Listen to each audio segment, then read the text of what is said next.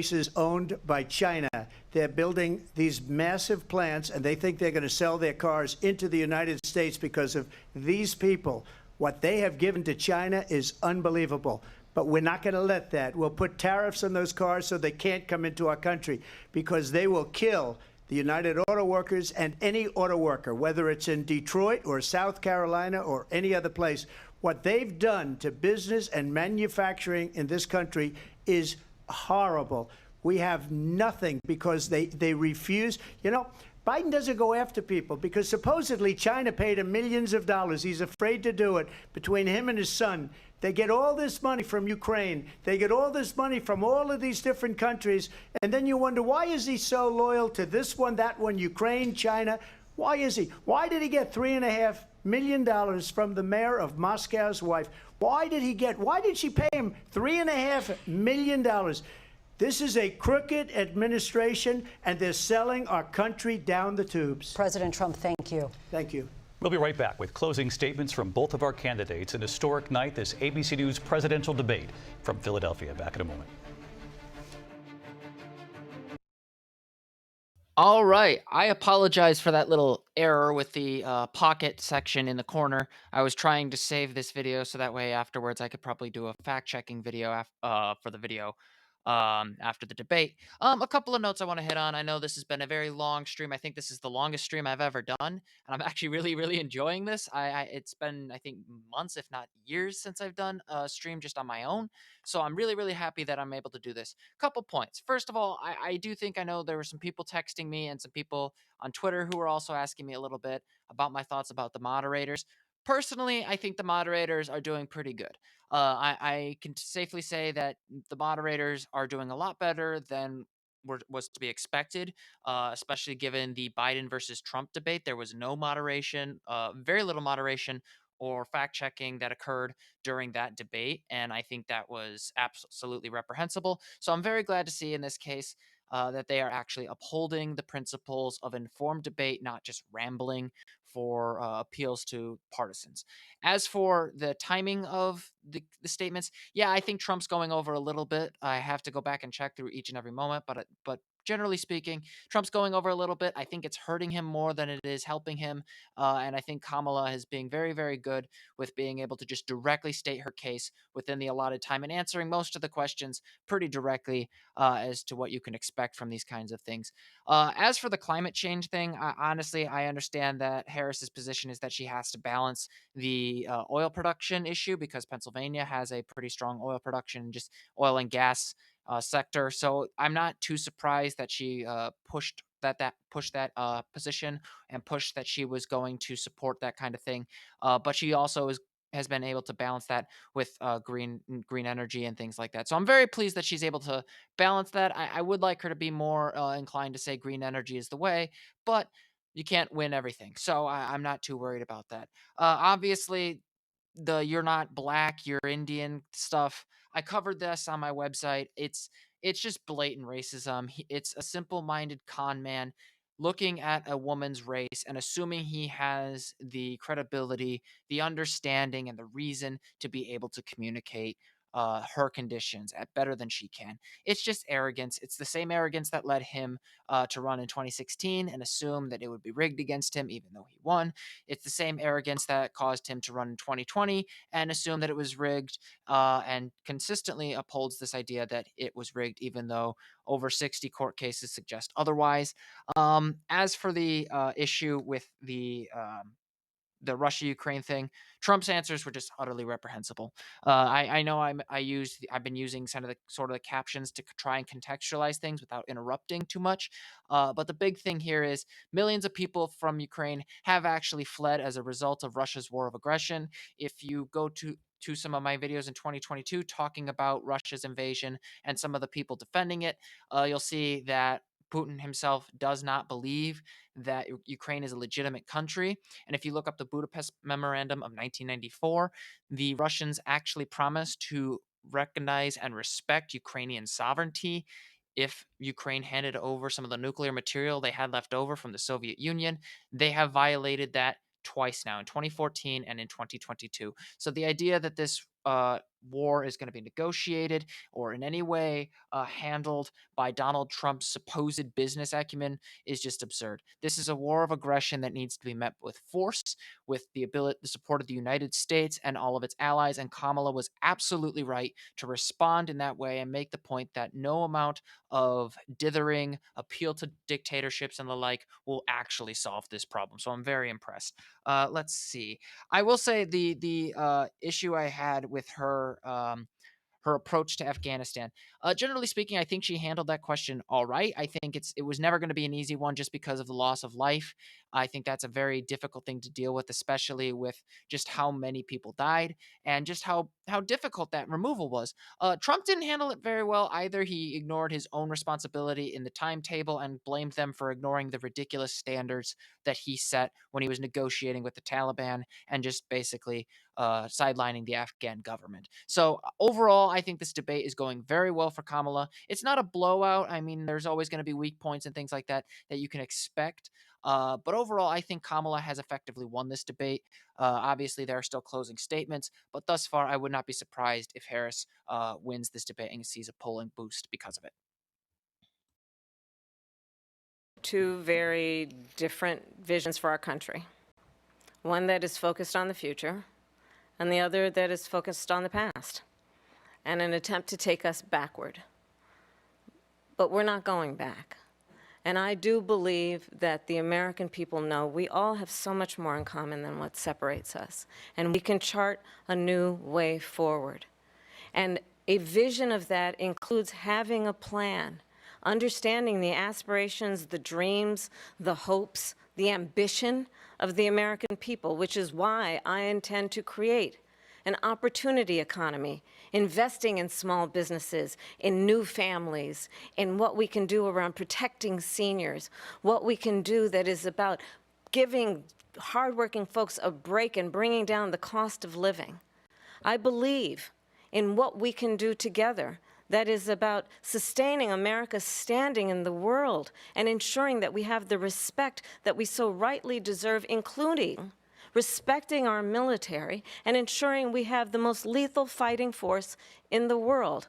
I will be a president that will protect our fundamental rights and freedoms, including the right of a woman to make decisions about her own body and not have her government tell her what to do. I'll tell you, I started my career as a prosecutor. I was a DA, I was an attorney general, a United States senator, and now vice president. I've only had one client, the people. And I'll tell you, as a prosecutor, I never asked a victim or a witness, are you a Republican or a Democrat? The only thing I ever asked them, are you okay? And that's the kind of president we need right now. Someone who cares about you and is not putting themselves first. I intend to be a president for all Americans and focus on what we can do over the next 10 and 20 years to build back up our country by investing right now in you, the American people. Vice President Harris, thank you. President Trump? So she just started by saying she's going to do this, she's going to do that, she's going to do all these wonderful things. Why hasn't she done it? She's been there for 3.5 years. They've had 3.5 years to fix the border. They've had 3.5 years to create jobs and all the things we talked about. Why hasn't she done it? She should leave right now, go down to that beautiful White House, go to the Capitol, get everyone together and do the things you want to do, but you haven't done it, and you won't do it because you believe in things that the American people don't believe in. You believe in things like we're not going to frack, we're not going to take fossil fuel, we're not going to do things that are going to make this country strong, whether you like it or not. Germany tried that, and within 1 year, they were back to building normal energy plants. We're not ready for it. We can't sacrifice our country for the sake of bad vision. But I just ask one simple question. Why didn't she do it? We're a failing nation. We're a nation that's in serious decline. We're being laughed at all over the world. All over the world, they're laughed. I know the leaders very well. They're coming to see me. They call me. We're laughed at all over the world. They don't understand what happened to us as a nation. We're not a leader. We don't have any idea what's going on. We have wars going on in the Middle East. We have wars going on with Russia and Ukraine. We're going to end up in a third world war, and it'll be a war like no other because of nuclear weapons, the power of weaponry. I rebuilt our entire military. She gave a lot of it away to the Taliban. She gave it to Afghanistan. What these people have done to our country, and maybe toughest of all, is allowing millions of people to come into our country. Many of them are criminals, and they're destroying our country. The worst president, the worst vice president in the history of our country. President Trump, thank you. And that is our ABC News presidential debate from here in Philadelphia at the National Constitution Center. I'm Lindsay Davis. And I'm David Muir. Thank you for watching here in the U.S. and all over the world, and from all of us here at ABC News. Good night.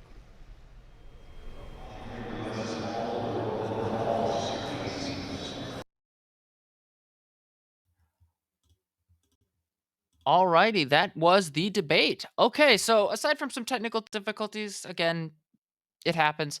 I'm very pleased with that performance. I'll admit I was a little nervous, a little bit of a, I don't want to say PTSD from the Biden versus Trump debate, but I was a little nervous with that memory in mind. I First of all, I know I've made it apparent throughout this debate that this has been a much more impressive showing by Kamala Harris. For those who don't know, I actually met her when I was working in the Iowa caucus, and at the time, while I did think she was a great stateswoman, I think she was a very well-rounded person. I didn't think she wasn't necessarily the strongest electorally. That calculus has obviously changed. I Just based on her polling when she first announced her bid for the presidency, and now her first and possibly only debate against former President Donald Trump, she has shown a much stronger perspective. And I would not be surprised if somebody went with a headline that said something to the effect of Kamala has a plan. She kept repeating this over and over again. I have a plan. And the fact of the matter is, Donald Trump really didn't have one. There were a couple, verbal stumbles, a couple moments where she got a little pinned down on some of the issues that she was a little weaker on, particularly in immigration. She didn't give quite an explanation why the Biden administration and her took so long to respond to certain immigration policies. But I think she made a very good point not to buy into Trump's anti-immigrant hatred and tried to prove herself as being as bigoted as him, or playing into his anti-immigrant, anti-black and brown narrative. I think that was a very good way to handle it, with how she pointed out Donald Trump himself sank that deal. He has no interest in actually solving the problem, being humane to the people who are here, 11 million migrants who are here, and really, for all intents and purposes, should be given a chance to have a pathway to citizenship if they so choose to take it. But that's just my opinion, obviously not necessarily the position of the Harris campaign. The other thing I will say is, yes, the moderation had a little bit of a problem with containing Trump. I know I said earlier that I thought that Harris did not get as much of a fair shake in terms of the timing. Trump was allowed to ramble a little bit more, but being too harsh on Trump can sometimes give this impression that he is being held to a higher standard than Harris is. And I think with how partisan the Trump supporters and reactionary they are, I think it was very wise of the moderators at ABC to respond with that kind of, not necessarily easing off on the reins, but not letting him but not having to pull on them too much. Just keeping it a little balanced. Overall, I look forward to seeing where the polls are going to go. I do want to show you where my election map has changed a little bit. Initially, I was being a little more pessimistic and focusing only on Michigan, Wisconsin, and Pennsylvania. So I'm just going to show you that real quick, and then we will wrap this up. So we're going right back. Oh, not that one.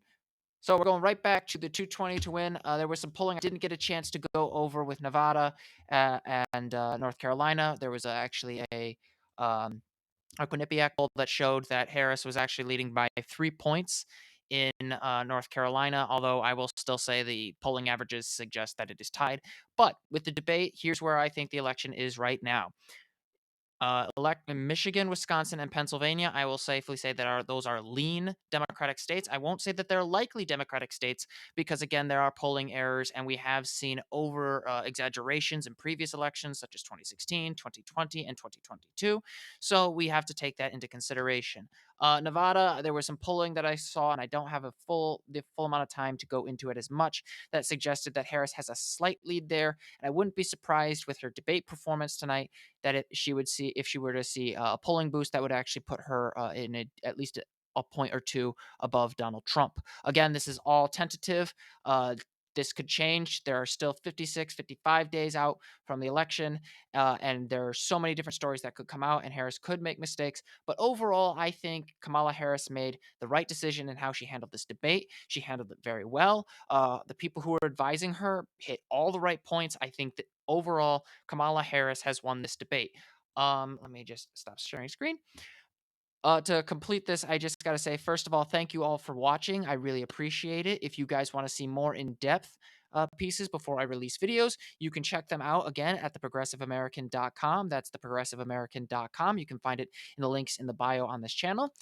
You can expect some more coverage about this debate because, quite frankly, this was a very good showing for Democrats. I think the momentum that Harris needed to reinvigorate after the DNC and the momentum that she needed to continue all the way to November, it could possibly come from this debate.